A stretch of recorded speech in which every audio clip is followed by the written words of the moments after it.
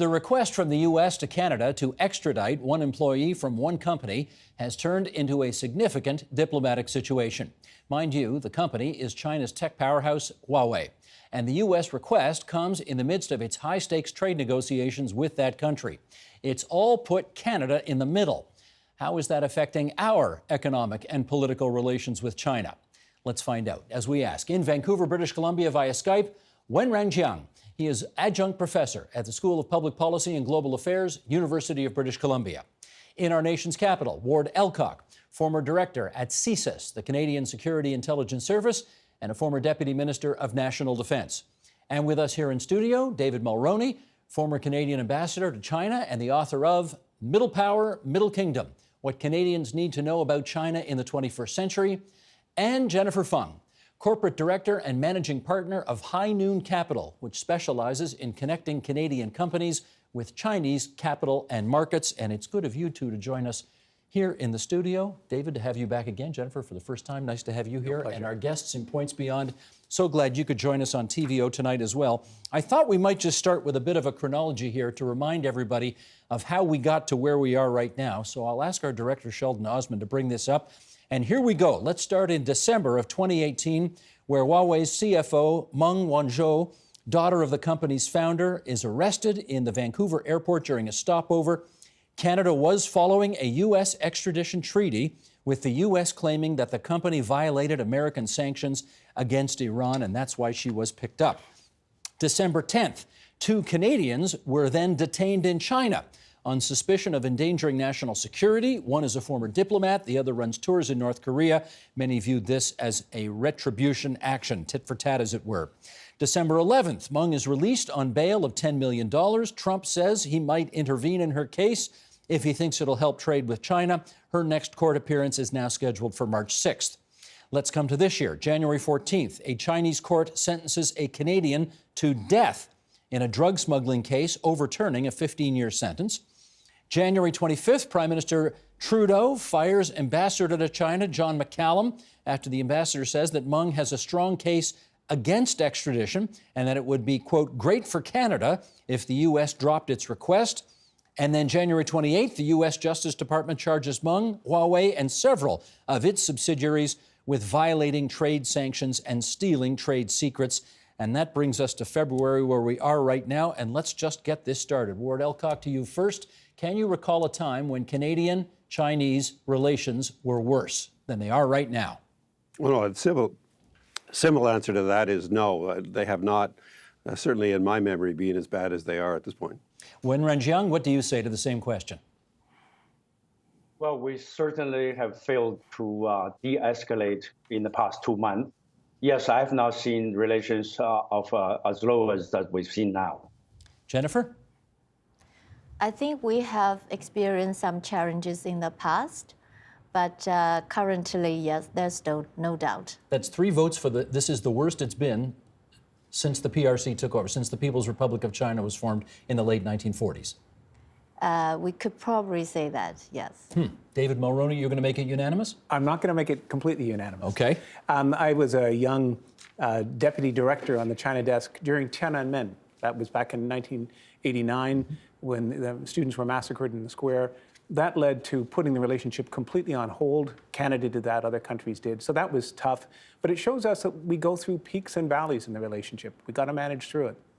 Here's how John Ibbotson of the Globe and Mail says that the Trudeau government has handled these things. John writing in the Globe last month. Canada's relations with China have reached rock bottom. Also, we look like fools. Every national capital must be wondering what on earth is going on in Ottawa as one bungle replaces another. No Canadian government has made such a mess of foreign policy since John Diefenbaker and the Beaumark missile crisis. And if you've never heard of the Beaumark missile crisis, that's because it happened before most people were born. Although, David, not you, not me, maybe not a couple of the others here, but maybe some people who are watching this weren't born yet. How do you think the Trudeau government has handled this, David? I think they've handled it poorly. And I think what underpins this is a larger problem, and that is a persistent illusion or delusion about China and what it represents. And maybe, just maybe, we'll get to a greater degree of realism. Ward Elcock, you're in the nation's capital. What do you think about how the current government has handled this China situation? I'd agree with David that there is a degree of illusion about, or delusion, as David said, about the possibility of relationships with China. And I think that has problematic results in the management of this whole file. Having said that, I think Ottawa has managed it relatively well. The bad judgment, frankly, from my point of view, is more on the Chinese. Their approach to this is, in terms of the long-term relationship, I think disastrous. Well, let's see if we can understand why. Jennifer, it has been said numerous times since this story broke that the Chinese consider an attack on Huawei a direct attack on the Chinese people and the Chinese state. They see them as one and the same. How much truth, in your view, is there to that statement? I think Chinese people would view the situation probably the way that U.S. public might see. For example, imagine if Tim Cook, the CEO of Apple, had been detained in Vietnam. I think we probably need to make sure that everybody, or our public here, understands the significance of Huawei. Huawei to China is probably like Apple to the America. So with that context, then we would be able to understand the reaction a bit better. Ward Elcock, what do you say to that? I think, in fact, this has much more to do, not so much with the Chinese people's view of the problem. It has more to do with almost an attitude because of the nature of Huawei's relationship to the government of China, and because it verges on an attack on the princelings of China, the upper echelon of the elite that sees itself as possibly open to attack. And just follow up on that, if you would. When you say Huawei's relationship to the government of China, that is, of course, one of the key things we need to understand here. How do you understand that relationship to be? Well, the reality of Huawei's relationship with China is that it is, in theory at least, an independent company. And we would normally think of an independent company as being entirely separate from the government. That's obviously not entirely true in China, given that China is an authoritarian state. It's not a democratic state. At the end of the day, it's the fiat of the Chinese Communist Party which will decide what Huawei will do or not do, not the law of China. There is no rule of law that would enable Huawei to choose its own course, which was at variance with the decisions of the party ultimately. Well, Wen Renjiang, let me ask the follow-up to you then. How much control do you think the Chinese Communist Party exerts over Chinese companies in general and this superstar company in particular? Well, according to critics, Chinese Communist Party controls everything in China. So if that's the way to see it, and then Huawei is no exception. But as we come to very concrete terms, our viewers should know that the American security agency had hacked into Huawei's corporate network as 10 years ago or more, left the back door, stole all sort of corporate correspondence, and could not come to a conclusion there was anything concrete to say Huawei is spying or colluding with the Chinese government in any way. But now where we are, Huawei is seen as a tool of the Chinese Communist Party without any concrete role, proof at all. This is about what Huawei is, or what China is, not about what Huawei has done. The People's Republic of China, of course, has an embassy in our nation's capital, and here is what their embassy has said. The Meng Wanzhou case is by no means an ordinary judicial case, but a serious political incident. The U.S. has been using state power to tarnish and crack down on specific Chinese companies in an attempt to strangle their lawful and legitimate operations. Behind such practices are deep political intentions and manipulations. The U.S. and Canada abused their bilateral extradition agreement and took compulsory measures against a Chinese citizen for no reason. Such actions seriously violate the legitimate rights and interests of the Chinese citizen. David Mulroney, in your view, how much politics is the U.S. playing in all of this? Politics is part of every country's foreign and commercial policy. But let's take a deep breath here. There will be, as we saw, from the unsealing of the indictments last week, there should be a court process. And what Ms. Meng is accused of is very specific. So this isn't a sort of a generic attack on Huawei. It relates to allegations made while she was CFO that she misled foreign financial institutions about Huawei's business in Iran. Very specific. She's got a great legal team. The U.S. Justice Department has a formidable legal team. That's where you decide these things. And Canada has a stake in allowing that process to proceed. And that's just what we're doing. So when the Chinese embassy says this is pure politics and the U.S. is abusing its political position here, you're not buying. I think when you take a look at the seriousness of the U.S. allegations and the case they're building, it's worthy of its day in court. These are real issues. China has been associated with sanctions violations in the past with North Korea, with Pakistan, and another Chinese company recently had to do a deal to sort of evade U.S. sanction or U.S. legal action for basically the same thing. Jennifer, a follow-up to you. China obviously is not very happy with Canada right now and has said Canada is doing America's bidding. Canada is acting like a 51st state. What do you make of those accusations? I think traditionally for a long time, Canada is very close with the U.S. There's no doubt about it, geographically, politically, economically, even at the people cultural level. However, I think the first time that Canada has its own identity in the world is probably during the 2008 financial crisis. Because I remember when it happened, I was leading a Canadian bank's local incorporation in China. But after that incident, Lehman Brothers went under, the Chinese banking regulator immediately slowed down the review and approval process because they were concerned about risk spillover from Canada, from US into Canada and then Canada into China. So that was the time that the whole financial world, at least, got to learn about the Canadian banking regulatory environment because we have the prudent regulatory environment and risk management practice. The Canadian financial institutions weathered that global financial crisis very well.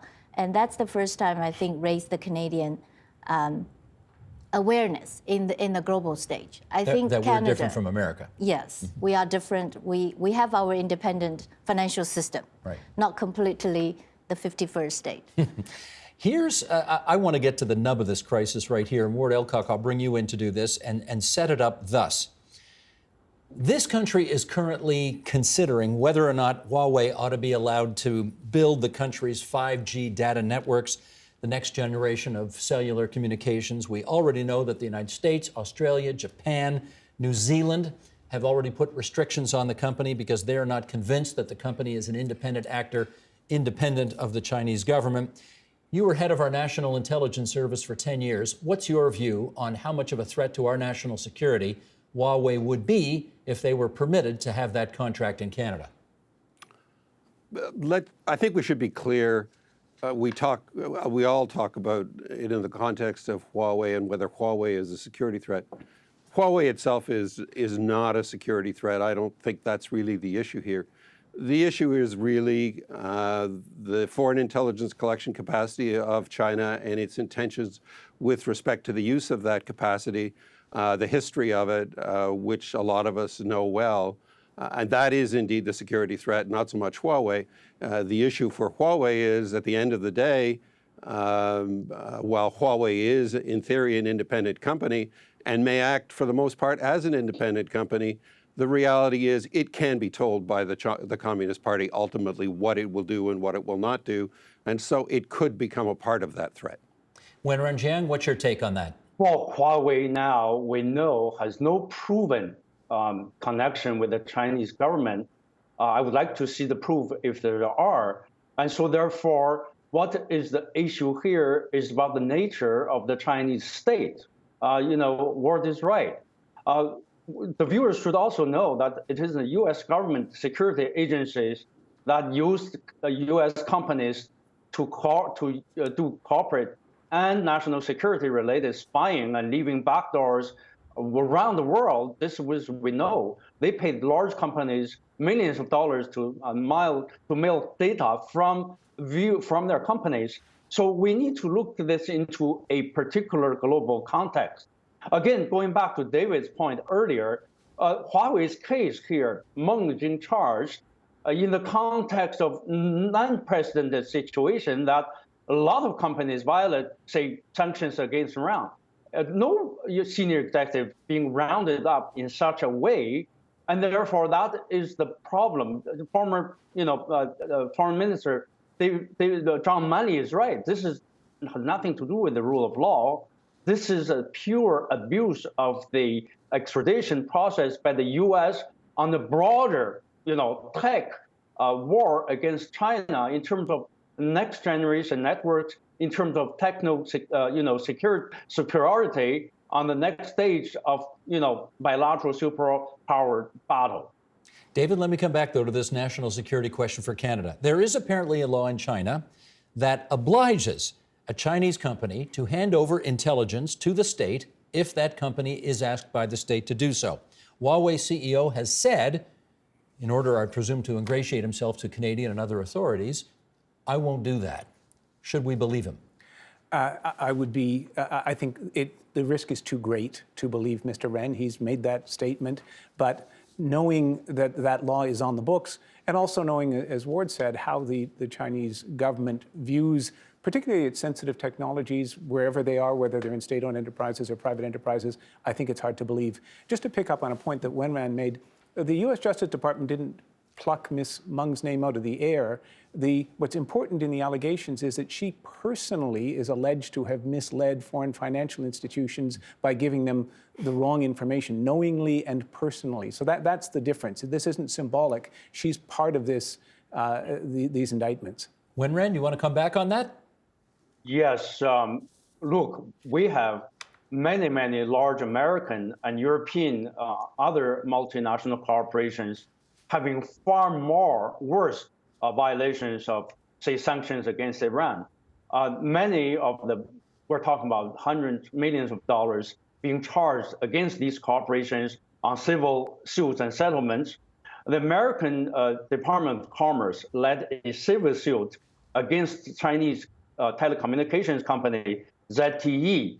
That was successfully settled, but this time using a criminal procedure against a senior executive. This is not heard of. By the way, the evidence against Meng, as far as we've seen in the open, is very, very weak.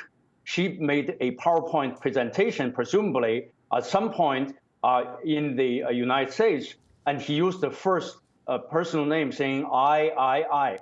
That is a representation for the company, like everybody else. To say that, to tie that up as a personal fraud case, to go around the Iran sanction case, it is actually unprecedented. People have pointed out that repeatedly, this is not the way it's done. If we began to seize senior executives around in such a way, we're all in trouble. So that is why this case has generated so much feedback. And forget about what the Chinese government says. Look at what people around the world in this country say about the nature of this indictment. Well, David, let me put the shoe on the other foot for a second. Is it also not the case, though, that there are American companies that are occasionally asked by the U.S. government to share whatever intelligence or information they might, in the course of doing business, come up with as well? I'm sure that's happened. I can't point to specific cases. But again, we're talking about something different. And what's at the heart of this, and it's really important, and this is why Canada's involved, is a very specific set of allegations relating to some troubling evidence around Huawei's business dealings in Iran at a time when we also had similar sanctions. And what Ms. Meng is accused of doing is something that would be against the law in Canada, too. So the Americans have asked us to act under the extradition treaty we have. I don't see that we have any other choice but to do that. We've already seen that Ms. Meng has had her day in court. She's on, I think, very generous bail terms. She's assembled. She's on house arrest, I guess. So she's basically free to go from early in the morning till 11 o'clock at night. She's seen in and around Vancouver. She's assembling a top-notch U.S. legal team as well. She'll have her day in court. That's how the system operates. Anything else would indeed be political. Let's talk, Jennifer, about how business has been affected by this, because this is the arena in which you work. This diplomatic spat, how much, do you have any sense about how much this is costing the Canadian-Chinese business relationship? Because it's still evolving as we speak. So it's hard to attach a figure to it. But I think business communities, I've heard positive sentiment from business communities on both sides, actually. And business are here for the long term, so we'll look beyond the current, in the moment, geopolitical spats. That's easy to say, but that's got to be hard to do if you're running a business and you're trying to get Chinese interests to buy your product, right? We're in a miserable time right now for that, presumably. Yes, but again, I like to look at the bilateral relationship from forward-looking, long-term, and global perspective. Historically, Canada-China has had a long-term relationship, and we've had challenges in the past. And we've been able to overcome those challenges and still maintain a positive and growing bilateral relationship. So I am a positive person. I believe we will be able to overcome this challenge as well. Well, much of it, Ward Elcock, may depend on whether or not Canada ultimately allows Huawei to get a piece of that 5G network contract. And the Chinese ambassador to Canada has already, what was the word he said? He said there would be repercussions for Canada if Canada blocked Huawei from developing that 5G network. What do you think those repercussions are that the Chinese ambassador had in mind? Oh, what exactly they would be, I don't know. But the reality is China has in the past reacted negatively through economic tools, if you will, to actions taken by other countries. A South Korean company ran into significant trouble in China after the South Koreans brought in American missile defense. Some countries have suffered in terms of tourism. If they irritate the Chinese, that could be one way of cutting back on relationships with Canada. There are any number of avenues the Chinese could go down, and unfortunately, I think it's highly likely that they will retaliate, because I think it's probably inevitable that Huawei is not allowed to participate in the 5G network. I'm not sure that's a decision the government will rush to do, but I suspect it's inevitable.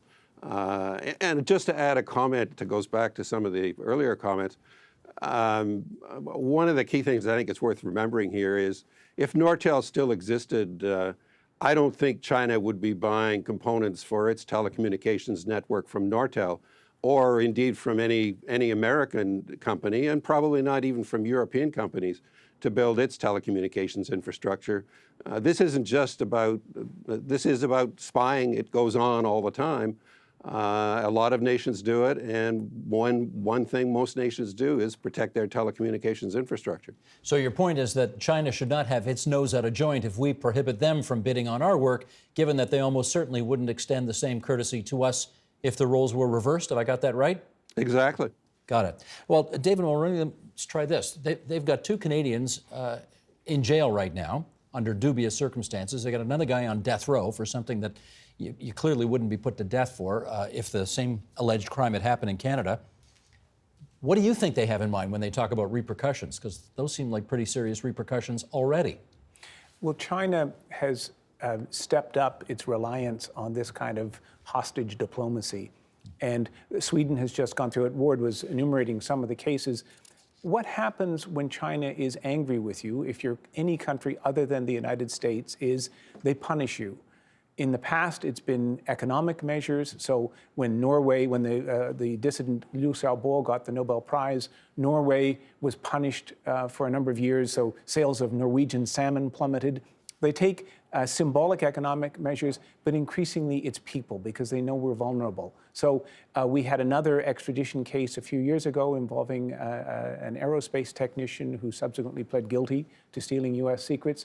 Two Canadians were taken from, they ran a coffee shop up near the North Korean border, and they were held in deplorable conditions while this case was going forward. So it's how China manages things. Maybe we need a conversation among countries who've been victimized by this about how we collectively push back.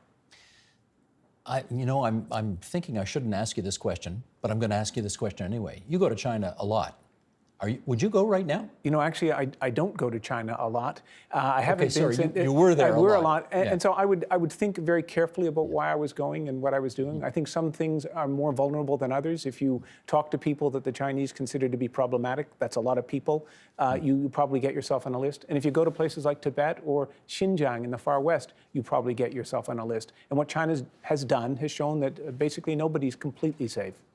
I ask because well, let's put this on the record as well. Harrison Lohman is the producer who organized this segment, produced this segment, and he received an email from somebody we are not going to identify, but let's just say they are a person in the Chinese-Canadian community. We'll just make it that simple. This email came in last month, and the email said, any Chinese dare to go to the agenda and speak up against Huawei will probably get a call the next day from the Chinese consulate threatening your family back home. This is just how it is. The person who sent the email was apparently so nervous, they said they had been threatened in the past, so we're keeping the identifying information, obviously, to a bare minimum here. Wen Rengqiang, let me get you to comment on whether or not you have any reason to believe that the person who sent this email isn't telling the truth. Well, I think there is some over-nervousness here. We don't know the nature or the background of the email, but let's not have this stereotype type of scenario setting up. Somehow, we are a country has total rule of law. In China, it's a total no-law land, rule of man. Over the 40 years, China, as I witnessed, and everybody else witnessed, from had literally no laws to have tons of laws. This fight currently between Canada and China is not the pick of the Chinese, although I think they retaliated. They see us as doing hostage taking. In return, they rounded out our people. I agree that is the nature of what's happening. But this is not a state that goes about to round out people on a daily basis. Hundreds, millions of foreigners travel to China. Up to 100 million Chinese every year travel abroad, by far the largest. This is not how the Chinese state operates. The idea that Chinese has a super capacity robotically rounding out people who have different views on their Chinese government agenda, and then you should be scared to death, it's just simply not the reality for those people who interact with China on a regular basis. David, you have a bit of a skeptical look on your face. So in the last few days, Human Rights Watch and others have been pointing out that in Xinjiang, in China's far west, not thousands, not tens of thousands or hundreds of thousands, but perhaps as many as 1 million or more Muslim Uyghurs have been rounded up and sent to re-education camps. China has the inclination. It also has very sophisticated technology, and we've talked about this here before. And diplomatically speaking, China is, under President Xi Jinping, much more draconian, much more inclined to snap people up. They've kidnapped people in Hong Kong, including one Canadian. They've reached into Thailand to take people, and they've shown they're willing to put people in jail in China under appalling conditions, not like what Madam Meng faces in Vancouver, under appalling conditions if they run afoul of the Chinese state. It's its reality. Jennifer, let me get your view on that. The person who sent us this email, do you have any reason to disbelieve what they're saying? I actually don't like to be directed by some noise. I look at the bigger picture, and despite the current challenges, I think people-to-people ties between the two countries have been strong and are continually to be strong through education, tourism, and business flows. And as a matter of fact, next week, I'm hosting a technology investment fund from Hong Kong to visit Toronto and Waterloo, because he has done investment in Silicon Valley, and I want to showcase Silicon Valley North, our Toronto Waterloo area, in the emerging technology to him. And also a lot of us in the business community we know, on December 31, 2018, so just last month, a Chinese mining company completed a transaction to acquire a Canadian TSX-listed gold company for just under $2 billion Canadian. So I think business is still going on. There's no doubt there will be some short-term impact, but in the long run, both countries understand the mutually beneficial relationship, and the world has become so much more integrated now. I still believe we will overcome the current challenges. Wenren, I have heard you said that you think that Canadians today too often view China as, quote, an alien, evil, rising empire. What did you mean by that? Well, that is the currently ongoing Western narrative, saying somehow the rise of the China now is not like us. China has not turned into a democracy, and therefore you have people writing op-ed articles comparing China as some kind of aliens in the 1950s horror movie. They descend onto Earth. They began to, get into our crowds. They began to change our limbs first, and then change us directly, completely in the future into the aliens. That's the analogy people are using about China's interaction with the rest of the world. The idea that we versus them, and they are totally not sharing our values. I've heard people on both the Western country and China saying, what's going on here? Ordinary people share same values. We want the same job security. We want good environment. We want to have good health care. What we do not have is the same type of governing structure due to very complex historical and cultural and social reasons. So I agree with former Governor General David Johnson's comments that we need to learn how to cope and how to interact with governments that has very different cultural and governing backgrounds. And in case of China, it's very complex. We need to engage rather than disengage, and somehow painting China as some kind of a 21st century new yellow peril. In some quarters, that's actually what's going on, unfortunately.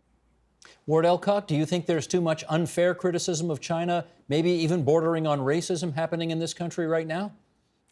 I'm sure you could characterize some people's criticism in that context. It isn't a view I would share.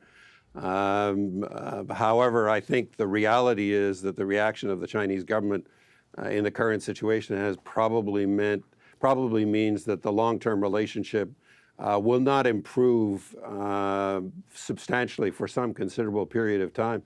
I think they probably find very little support in Canada for anything verging on a free trade agreement or even sectoral trade agreements anytime in the near future. David Mulroney, you are such a skilled diplomat. You're going to get us started here on how, in the next 5 minutes, we can get this relationship back on track. What do you suggest? So first of all, I think we need to look at China in a new way. There are lots of reasons, as Jennifer has indicated, why we need to have engagement with China. But we shouldn't pretend that China is just like us and that we can engage with them on every front. So we need to have, I think, perhaps a more constrained engagement. And two, we have to build this into our larger international diplomacy. Let's talk to the Australians. Let's talk to the Swedes and others. They're going through some of the same things. Canada can actually lead in this area, but we've got to banish the old illusions. Jennifer, what should we do to get this relationship back on track? I draw from the business side of the house. Respectful leadership means that you are able to make tough decisions without perfect information. And you are willing to live with the consequences with a consistent approach.